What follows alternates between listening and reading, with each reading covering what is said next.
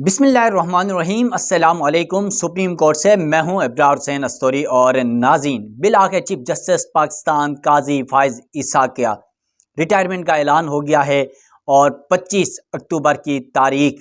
जिस तारीख का शायद हामियों को भी और मुखालिफिन को भी इंतज़ार था, क्योंकि कहा जा रहा था काजी फाइज ईसा को एक्सटेंशन मिलेगी। अब वो एक्सटेंशन के ख्वाब भी ख़त्म हो गए और फिर आईनी अदालत के चीफ जस्टिस का ख्वाब था वो भी अधूरा रह गया।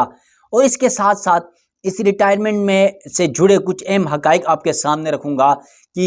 चीफ जस्टिस काजी फाइज ईसा माजी में जितने चीफ जस्टिस साहिबान रिटायर हुए हैं उनकी तरह उन्हें इज्जत जजेस की जानिब से, आम पब्लिक का छोड़ दें, आम पब्लिक की बात हम करेंगे, लेकिन सबसे पहले अपने ही इदारे के अंदर उन्हें क्या इज्जत मिल रही है, क्या इज्जत नहीं मिल रही है, क्या इज्जत मिलेगी, क्या नहीं मिलेगी, और इनकी रिटायरमेंट पर जो माजी में चीफ जस्टिस की रिटायरमेंट्स पे क्या क्या तकरीबात होती थी वो आपके सामने रखूँगा। और चीफ जस्टिस काजी फाइज ईसा को वो तकरीबात मुयस्सर हो रही हैं या नहीं हो रही हैं वो भी आपके सामने रखूँगा। सबसे पहली बात तो ये है कि एक नोटिफिकेशन जो रजिस्ट्रार सुप्रीम कोर्ट हैं, एक खत जो हैं registrar supreme court Jazila Aslam है, चीफ जस्टिस काजी फाइज ईसा ने उन्हें लगाया था बतौर रजिस्ट्रार सुप्रीम कोर्ट, और उनकी जानिब से सुप्रीम कोर्ट बार को एक जो है वो नोटिस या एलामिया करते हैं या फिर ख़त करते हैं वो भिजवाया गया। और उसमें उनसे ये मांगा गया है कि 25 अक्टूबर जो है चीफ जस्टिस काजी फाइज ईसा की रिटायरमेंट के दिन फुल कोर्ट इजलास होगा। यानी फुल कोर्ट क्या होता है, यानी सुप्रीम कोर्ट का जो चीफ जस्टिस काजी फाइज ईसा हो या चीफ जस्टिस का जो कमरा अदालत नंबर 1 है वहाँ पर सुप्रीम कोर्ट के तमाम जजेस बैठते हैं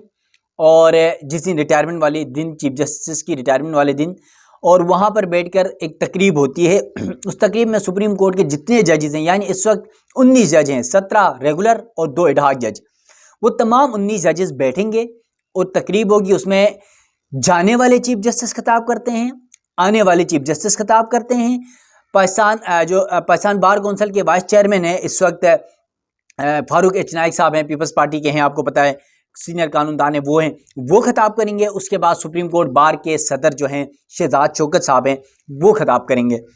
अब ये तकरीब उस दिन मुनक्किद होगी। यहाँ पर सवाल ये उठता है कि उस तकरीब में जो है तमाम आने वाला जज जो है वो मुस्तकबिल की अपनी प्लानिंग बताता है, जाने वाला जज अपने फैसले जो वो करके गया है, अपनी फ़राइज़ की जो अंजाम दही है उसमें जो कामयाबियां था वो गिनवा के जाते हैं। तो ये तकरीब होगी। अब यहाँ पर उससे कबल आपको बता दूं कि किसी भी चीफ जस्टिस की रिटायरमेंट से कबल ये होता है कि इशाया होता है सुप्रीम कोर्ट बार का, पाकिस्तान बार का और फिर सुप्रीम कोर्ट ऑफ पाकिस्तान का। 3 जो इससे या 2 इशाये होते हैं, 2 इशाये ज़्यादातर करते हैं, 3 भी मिलते हैं, यानी सुप्रीम कोर्ट बार का भी मिलता है, पाकिस्तान बार का भी मिलता है, और फिर जो है सुप्रीम कोर्ट के की अपनी जो इदारा है इदारे की तरफ से मिलती है। लेकिन 24 तारीख को जो है वो कल एक जवाब दिया गया रजिस्ट्रार सुप्रीम कोर्ट को या उनको सुप्रीम कोर्ट बार की जानिब से, और उसमें ये कहा गया है कि 24 तारीख को चीफ जस्टिस काजी फाइज ईसा को इशाया दिया जाएगा सुप्रीम कोर्ट बार की जानिब से। तो उस इशाये को एक्सेप्ट कर दिया गया, कबूल किया गया चीफ जस्टिस काजी फाइज ईसा और रजिस्ट्रार सुप्रीम कोर्ट की जानिब से, और इसके मुताबिक अब 24 को इशाया होगा चीफ जस्टिस काजी फाइज ईसा के एजाज़ में। अब इससे कबल सुप्रीम कोर्ट का जो अपना इशाया होता था वो कैंसिल हो गया। अब उसमें कैंसिल इसलिए हुआ है कि चीफ जस्टिस काजी फाइज ईसा ने एक जो है वो एलामिया भिजवाया है रजिस्ट्रार सुप्रीम कोर्ट के, एडिशनल रजिस्ट्रार सुप्रीम कोर्ट के ज़रिए। उसमें कहा गया है कि क्योंकि इसमें 2 मिलियन का जो है वो इशाये में खर्चा आता है, तो चीफ जस्टिस काजी फाइज ईसा साहब नहीं चाहते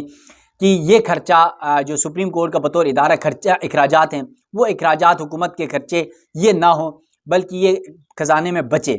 तो इस वजह से इशाया नहीं लिया जाएगा। लेकिन इसके अंदर असल साइकी क्या है ये कोई समझ नहीं आ रही। ये देखिए, ये तो सिर्फ एक बहाना है कि मैं खर्चा कम कर रहा हूँ, लेकिन इसके पीछे असल कहानी ये है कि जिस दिन चीफ जस्टिस काजी फाइज ईसा को इशाया दिया जाएगा, क्योंकि माजी में ये खुद भी इस तरह की हरकतें करते रहे, तो जो जजेस दीगर हैं जैसे जस्टिस मंसूर शाह साहब हैं, जस्टिस मुनीब अख्तर हैं, जस्टिस आयशा मलिक हैं, जस्टिस शाहिद वहीद हैं, और भी सारे जजेस हैं, وہ ججز ان کی کہ اس عشائیے کی تقریب میں شرکت نہیں کریں گے، یہ ان کو پتہ چل گیا تھا، اور ہمیں بھی یہ ہمارے ذرائع بتا رہے ہیں کہ اگر سپریم کورٹ جو ہے وہ عشائیہ دیتا چیف جسٹس قاضی فائز عیسیٰ کے ریٹائرمنٹ پر، تو اس عشائیے میں بہت سارے جج جو جن کے حوالے سے جن کو اعتراضات تھا، جو چیف جسٹس قاضی فائز عیسیٰ کے مخالف گروپ رہا ہے، وہ کوئی شریک نہیں ہوگا۔ تو اب اس میں کیا ہوتا؟ پھر چیف جسٹس قاضی فائز عیسیٰ کو شاید سبکی کا سامنا کرنا پڑتا۔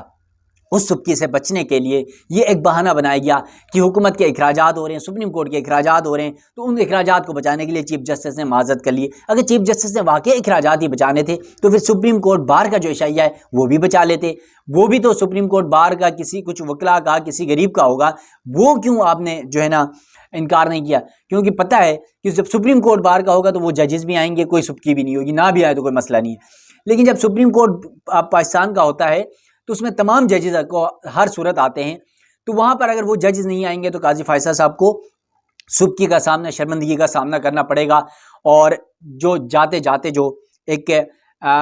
ملک کے اندر، جو ججز کے اندر، عدلیہ کے اندر، پبلک کے اندر جو ایک غصہ شدید نظر آ رہا تھا، وہ اور مزید کھل کر سامنے آئے گا۔ اب معاملہ یہ ہے کہ 25 اکتوبر کو تو چیف جسٹس قاضی فائز صاحب ریٹائر ہو رہے ہیں، اور اب تک دیکھیں آج کیا تاریخ ہے آپ کے سامنے ہے، پیچھے 10 یا 12 دن رہ گئے، ابھی تک حکومت کی بدنیتی دیکھیں، جسٹس منصور شاہ کا بطور چیف جسٹس نوٹیفیکیشن ابھی تک جاری نہیں کیا گیا۔ اب اس نوٹیفیکیشن کو جاری نہیں کرنے کا مقصد کیا ہے؟ میں آپ کو تھوڑا سا بتا دیتا ہوں کہ چیف جسٹس قاضی فائز صاحب جب چیف جسٹس بن رہے تھے تو 3 مہینے سے پہلے ان کا نوٹیفیکیشن جاری کر دیا گیا تھا، کیونکہ وہ بغض عمر عطا بندیال تھا اور محبت جو ہے نا وہ حب قاضی فائز عیسیٰ تھا، اور اسی بنیاد پر اس حکومت نے، پی ڈی ایم حکومت نے، یہی شہباز شریف حکومت تھی، یہی زرداری کی حکومت تھی اس وقت پی ڈی ایم کی، انہوں نے 3 مہینے پہلے چیف جسٹس قاضی فائز صاحب کا نوٹیفیکیشن بطور چیف جسٹس جاری کر دیا گیا تھا، اور منصور شاہ کو اب 10 دن رہ گئے، ابھی تک نوٹیفیکیشن جاری نہیں کیا جا رہا ہے۔ اس کا کی وجہ یہ ہے کہ جسٹس منصور شاہ کو پریشرائز کیا جا رہا ہے تاکہ وہ مستقبل میں حکومت کے یا پی ڈی ایم کے من پسند یا مرضی کے فیصلے دے سکیں، اپنے لیے یہ فیور لے سکیں۔ انہیں بلیک میل کیا جا رہا ہے، اور اس طرح بلیک میل کر کے جو دیگر ججز کے ساتھ جو ان کے معاملات ہیں ان کو خراب کرنے کی کوشش کی جا رہی ہے۔ لیکن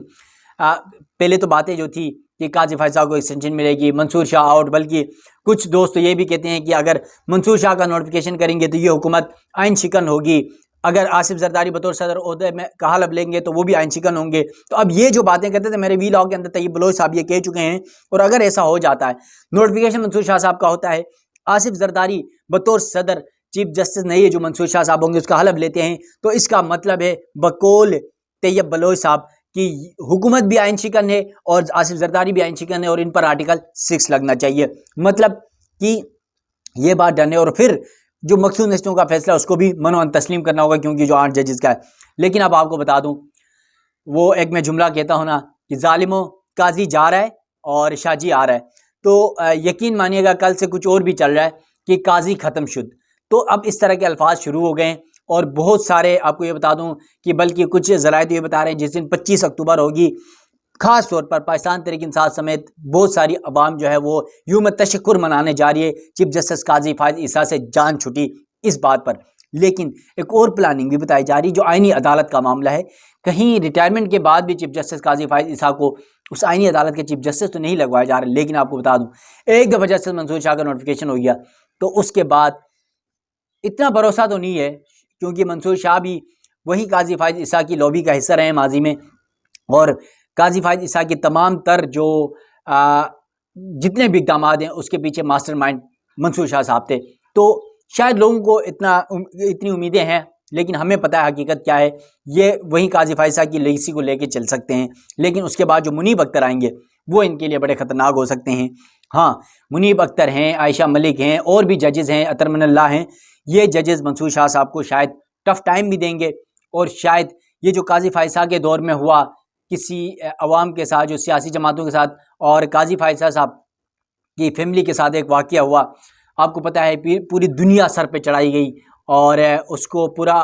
جو ہے نا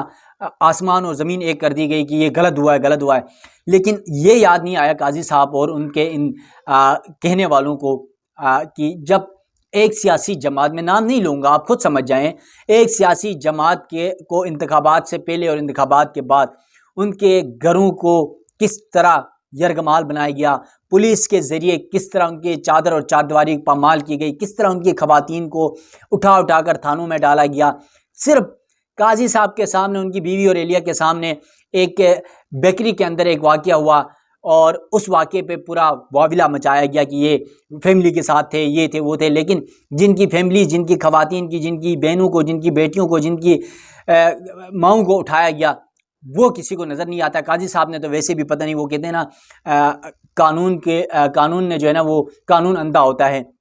قانون تو اندھا تھا لیکن یہاں تو انصاف بھی اندھا نکلا، اور انصاف نے بھی جو ہے وہ، اور آج تک آپ کو بتا دوں کہ قاضی فائز عیسیٰ کے تقریباً 13 مہینے ریٹائرمنٹ کے لیے 13 مہینے کے بطور چیف جسٹس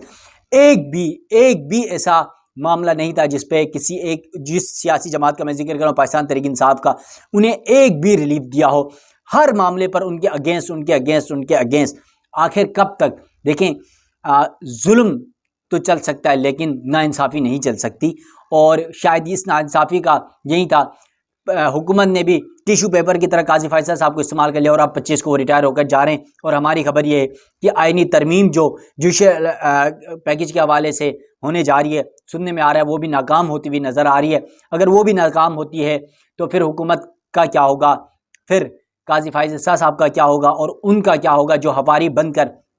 ان پاکستان کی عدلیہ کو یرغمال بنانا چاہتے تھے۔ اگر آپ نے کوئی آئینی عدالت کا کوئی قیام کنسپٹ لانا تھا، سپریم کورٹ میں ججز کے تعداد بڑھانی تھی، زیر التوا مقدمات کو ختم کرنا تھا، تو اس کا ایک حل بھی یہ بھی تو تھا کہ آپ سپریم کورٹ میں ججز کی تعداد بڑھا دیتے،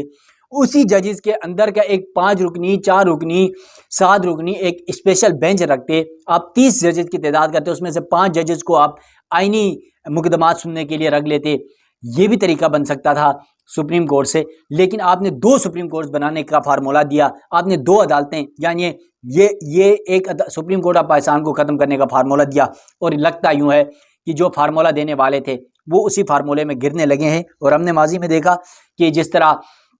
آپ کو یاد ہو کئی ایسے معاملات تھے